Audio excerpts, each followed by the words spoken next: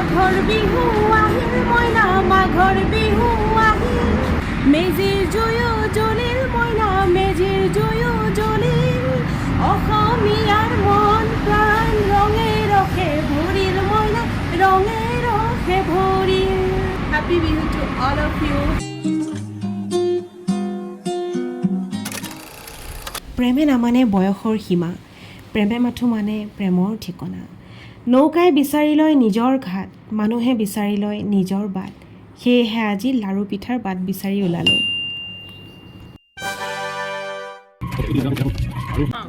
এইটো অভ্যাস মোৰ নাই চাউথত এনেকৈ তামোল পাণ চূণ চাটা দেখা পোৱাটোকে বহুত ডাঙৰ কথা অকণমান দেখিলোঁ কাৰণে মুখতে অলপ ভৰাই ল'লোঁ আৰু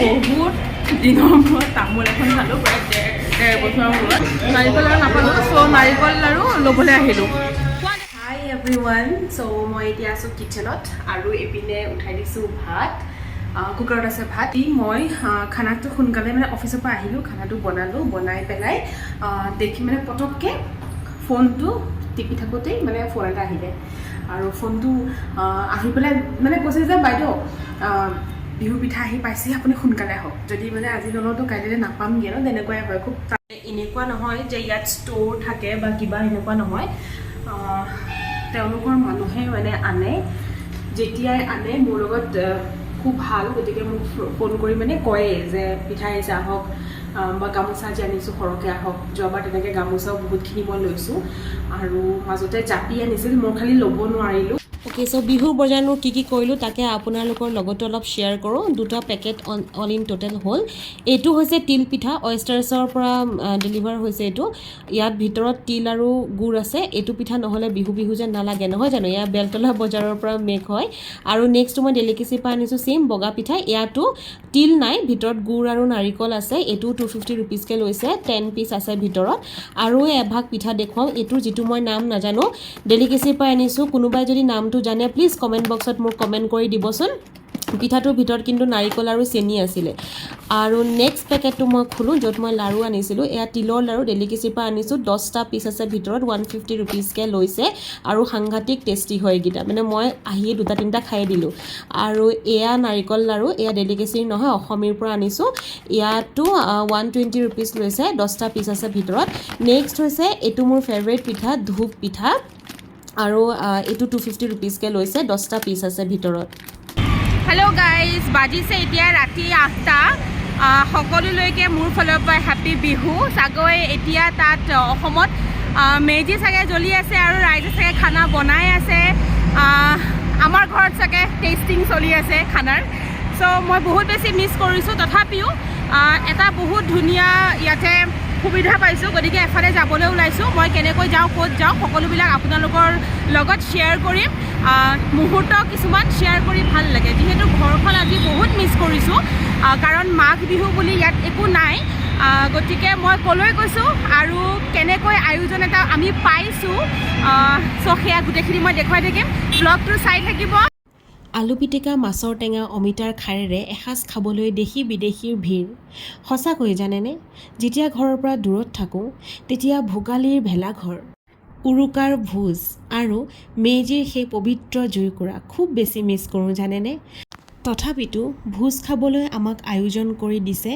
অসমী ৰেষ্টুৰেণ্ট আছে কোৰামাংলা বেংগলোৰত আছোঁ অসমীত লাষ্ট টাইম যিটো ভিডিঅ'ত মই আপোনালোকক দেখুৱাইছিলোঁ এখন অসমীয়া ৰেষ্টুৰেণ্ট তো সেইখন আছিলে ডেলিকেচি গামছ ডেলিকেচি যিখন গণেশগুৰিটো আছে তো ছেইম তেনেকুৱা এটা আউটলেট ইয়াতো খোলা হৈছে চ' এতিয়া মই আছোঁ কোৰামাংলাৰ ডেলিকেচিৰ ঠিক একদম কাষতে নেক্সট বিল্ডিঙতে 4th ফ্ল'ৰত খুলিছে অসমী বুলি ভাবিলোঁ আজি ইয়াতে টেষ্ট কৰি যাওঁ আৰু ভিডিঅ'টোৰ শেষত মই ক'ম যে ইয়াৰ খানা কেনেকুৱা যিহেতু ডেলিকেচিৰ খানা বেয়া নহয় ভালেই মই খাইছোঁ আজি হৈছে উৰুকা চ' উৰুকা বুলি যেনেকৈ আমি তাত মেজি জ্বলাওঁ বনফায়াৰ সেইটো ইয়াত একেবাৰে এলাউ নহয় তেনেকুৱা ফিল্ডটো নাই তেনেকুৱা কোনো অপৰচুনিটি নাই চ' ভাবিলোঁ যে কেনেকৈ আয়োজন ক'ত কৰা হৈছে গম পালোঁ যে ইয়াত তেওঁলোকে এনেকৈ মানে মেজিৰ ভোজৰ কাৰণে আয়োজন কৰিছে চ' ইয়াত এনেকৈ অলৰেডি বহুত মানুহ এনেকৈ ভৰ্তি হৈ আছে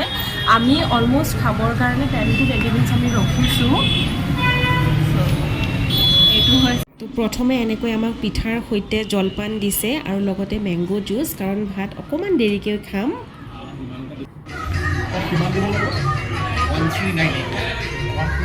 চ' মাঘৰ বিহুত ঘৰ যাব পৰা নাই বুলিয়েই যে এনেকুৱা নহয় যে মেজিত আমি ভোজ খোৱা নাই, অসমীয়াই খুব ধুনীয়াকৈ ইয়াত আয়োজন কৰিছে আৰু আমি সকলোৱে আহি ইয়াত বহুত বেছি এনজয় কৰিলোঁ। অকণমান এনেকুৱা লগা নাই যে ঘৰৰ পৰা বহুত বেছি দূৰত আছোঁ। অ'কে, চ' আমাৰ ভোজত আছিলে এয়া কেঁচা পিঁয়াজ, আলু পিটিকা, বিলাহীৰ পুৰা পিটিকা, সৰু আলু, সেইপিনে আছে কাজি নেমু। ইয়াত কাজি নেমু নাপায়, অসমৰ পৰা আনি পেলাই আমাক খুৱাইছে। সৰু সৰু আলু এয়া ক'ৰ পৰা আনিছে নাজানো, মানে অসমৰ পৰা আনি পেলাই ইয়াত আমাক খুৱাইছে। মাটি দালি অলমষ্ট শেষ হৈছে আৰু এয়া তিতা কেৰেলা, এয়া মুড়িঘণ্ট, তাৰপিছতে এয়া আছিল তেওঁলোকৰ স্পেচিয়েল লাই শাক দিয়া গাহৰি মাংস। চ' এয়া আছিলে বাহু মাছ। বাহু মাছ ইয়াত এভেইলেবল নহয়, ষ্টিল তেওঁলোকে ইয়াত বহুত ধুনীয়াকৈ আমাক আয়োজন কৰি মেজিৰ ভোজ সাজ খুৱাইছে।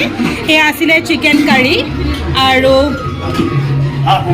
এয়া আছিলে হাঁহ কোমোৰা। আংকল বহুত ধুনীয়াকৈ আমাক আয়োজন কৰি খুৱালে, থেংক ইউ ছ' মাছ। তাৰপিছতে এয়া আছিলে পনীৰ, মটৰ পনীৰ।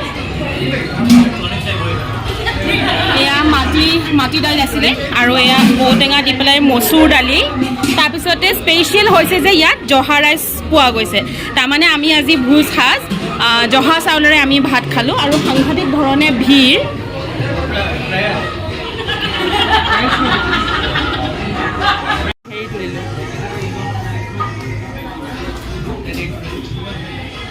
যোৱাবাৰ কোভিডৰ কাৰণে বন্ধ আছিল ন? আচ্ছা, তো অসমী কিমান দিন হ'ল নো?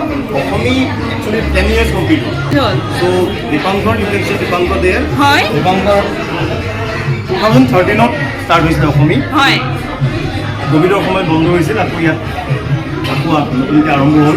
ইমান ধুনীয়াকৈ আমাক যে ভোজ খুৱালে আৰু ইমান তাকো মানে এটা ৰিজনেবল প্ৰাইচত, বিৰাট ভাল লাগিলে। আশা কৰোঁ যে বহাগৰ বিহুটো পাম। Of course. Okay, thank you uncle. Thank you for coming. আপোনালোক থাকিলে নলওঁ।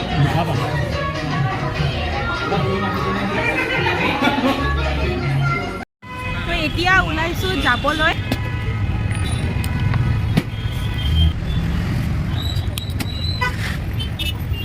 তো আহি অলমষ্ট আমাৰ এৰিয়া পাই গ'লোহি আৰু খুব চাহ খাবলৈ মন গৈছে, মানে ভাত খাই পেলাই ভাতৰ নিচা এটা আহিছে যে, তো চাহ খাবলৈ কাৰণে সেই আগতে আপোনালোকক এবাৰ দেখুৱাইছোঁ নহয়, অসমীয়া মানুহ এজনে ইয়াতে বিজনেছ কৰিছে। মোৰ আগৰ ভিডিঅ' এইটো ভিডিঅ'ত অসমীয়া মানুহ এজনে যে বিজনেছ কৰিছে, তো তালৈকে চাহ খাবলৈ আহিছোঁ। তেওঁ বহুত বিজি, তথাপিতো শুভেচ্ছা জনালোঁ আৰু ক'লোঁ যে কাইলৈ মই পিঠা লৈ আহি আছোঁ, কাৰণ পিঠা হেনো খাবলৈ পোৱা নাই। মাঘৰ বিহু আহিল মইনা, মাঘৰ বিহু আহিল, মেজিৰ জুয়ো জ্বলিল মইনা, মেজিৰ জুয়ো জ্বলিল, অসমীয়াৰ মন প্ৰাণ ৰঙে ৰসে ভৰিল মইনা, ৰঙে ৰসে ভৰিল। Happy Bihu to all of you. ভিডিঅ'টো ইয়াতে সামৰোঁ। So' bye and take care.